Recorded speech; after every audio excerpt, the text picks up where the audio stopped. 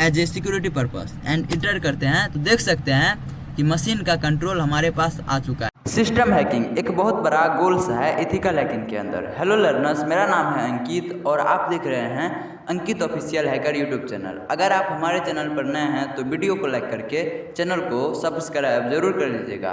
आज हम देखेंगे सिस्टम हैकिंग, अदरवाइज ये हमारा एथिकल हैकिंग प्लेलिस्ट का नंबर 17 वीडियो है। तो चलिए, this is Ankit Kumar going to the video.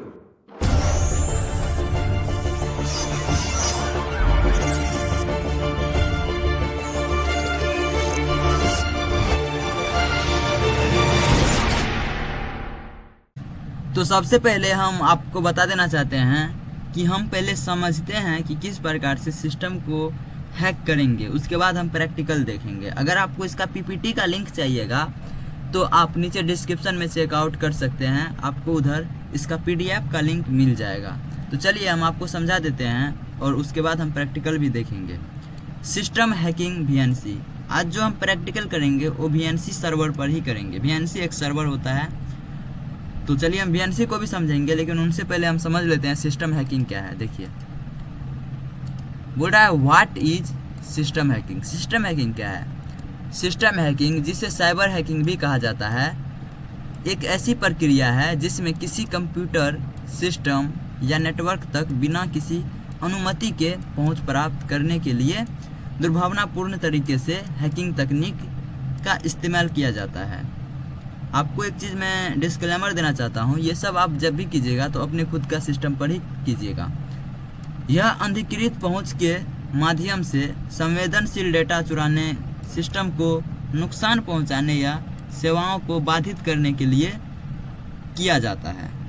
यानी अगर अप्रोचली देखें तो वो ये इलीगल है, लेकिन हम इसे लीगल करेंगे, लीगल एक्टिविटी में करेंगे। प्रैक्टिस के लिए हम अपने खुद का सिस्टम पर ही करेंगे।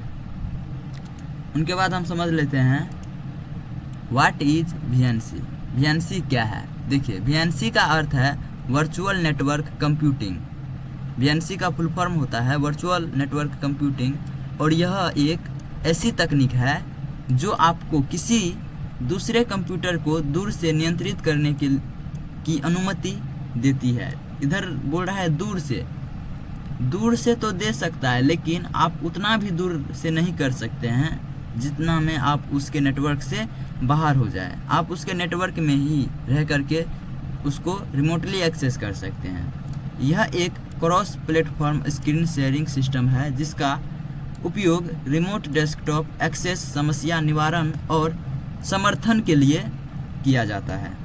यह एक ग्राफिकल डेस्कटॉप शेयरिंग सिस्टम है जो रिमोट फ्रेम बफर प्रोटोकॉल, जिसे हम RF का उपयोग करता है, जिसे हम RF भी कहते हैं, ये RF का उपयोग करता है। RF का फुल फॉर्म होता है रिमोट फ्रेम बफर प्रोटोकॉल।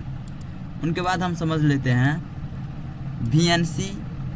देखिए, VNC आपको किसी दूसरे कंप्यूटर के डेस्कटॉप को अपने कंप्यूटर पर देखने और उससे बातचीत करने की अनुमति देती है, मानो आप उस पर बैठे हो। आपको इसका पीपीटी का लिंक चाहिए तो आप नीचे डिस्क्रिप्शन में चेकआउट कर सकते हैं, उधर आपको PDF का लिंक मिल जाएगा, आप उधर से PDF को डाउनलोड कर सकते हैं। उनके बाद हम समझ लेते हैं इसका उपयोग। VNC का उपयोग विभिन्न उद्देश्यों के लिए किया जाता है, जैसे रिमोट डेस्कटॉप। उनके बाद समझते हैं एक्सेस। दूर से काम करने वाले कर्मचारियों को उनके कंप्यूटर तक पहुंच प्रदान करना। दूर से इसका मतलब नहीं कि आप एक डिस्ट्रिक्ट ही बाहर हो जाए, एक विलेज ही बाहर हो जाए, आप उसके लोकल एरिया नेटवर्क में रह करके ये कर सकते हैं। अब हम समझते हैं समस्या निवारण और समर्थन। दूर स्थल कंप्यूटरों में समस्याओं का निदान और समाधान करना। उनके बाद हम समझते हैं रिमोट सहयोग। कई लोग एक ही कंप्यूटर पर एक साथ काम कर सकते हैं, इसे ही हम VNC कहते हैं। ठीक है, अब हम प्रैक्टिकल भी देखेंगे। चलिए हम देख लेते हैं प्रैक्टिकल इसे कैसे करना है। आज जो हम अटैक को परफॉर्म करेंगे वो हम मेटास्प्लॉयटेबल 2 मशीन पर परफॉर्म करेंगे जो ऑन है, और हम करेंगे काली लिनक्स मशीन से। तो सबसे पहले मुझे विक्टिम सिस्टम का IP एड्रेस मालूम होना चाहिए, तो मुझे मालूम है इसीलिए हम करेंगे। अगर आपको नहीं मालूम है तो आप क्या कीजिएगा, बता देते हैं। आप टर्मिनल को ओपन कीजिएगा और रूट परमिशन ले लीजिए। रूट परमिशन जैसे ही लीजिएगा तो आपको एक एडमिन का पावर मिल जाएगा। हम इससे क्या करते हैं, थोड़ा जूम कर लेते हैं ताकि आप लोगों को अच्छा से दिखा दे। आप जैसे इधर लिखिएगा नेट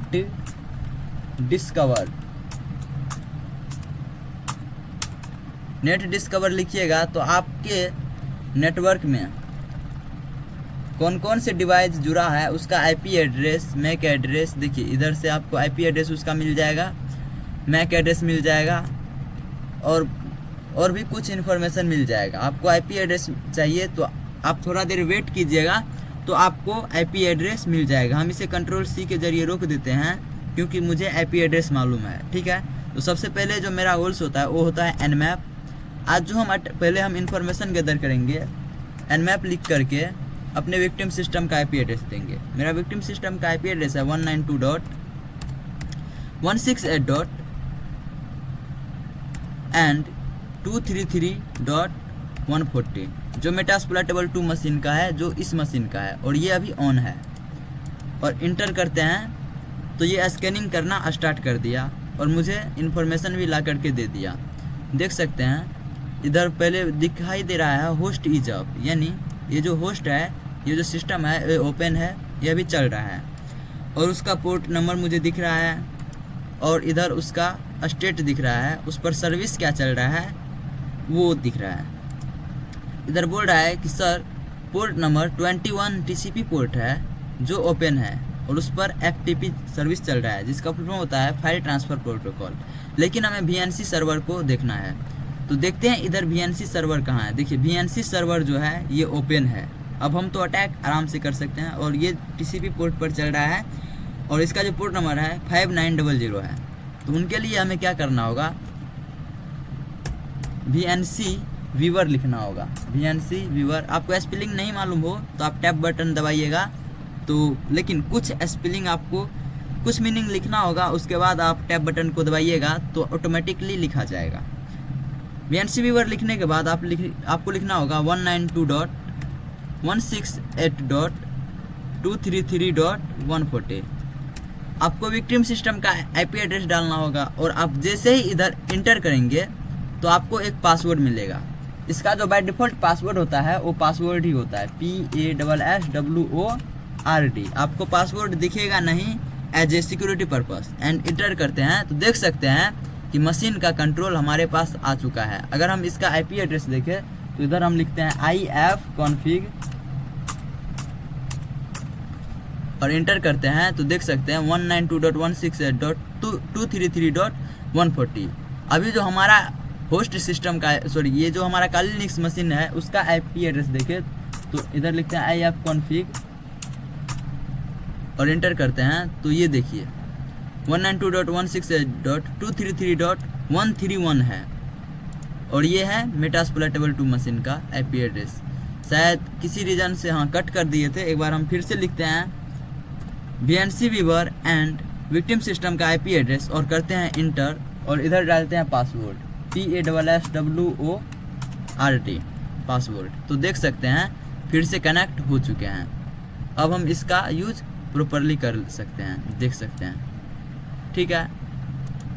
तो आप देख सकते हैं कि किस प्रकार से वीएनसी सर्वर की मदद से हम किसी भी सिस्टम को हैक कर सकते हैं, यानी इसको रिमोटली एक्सेस कर पाते हैं।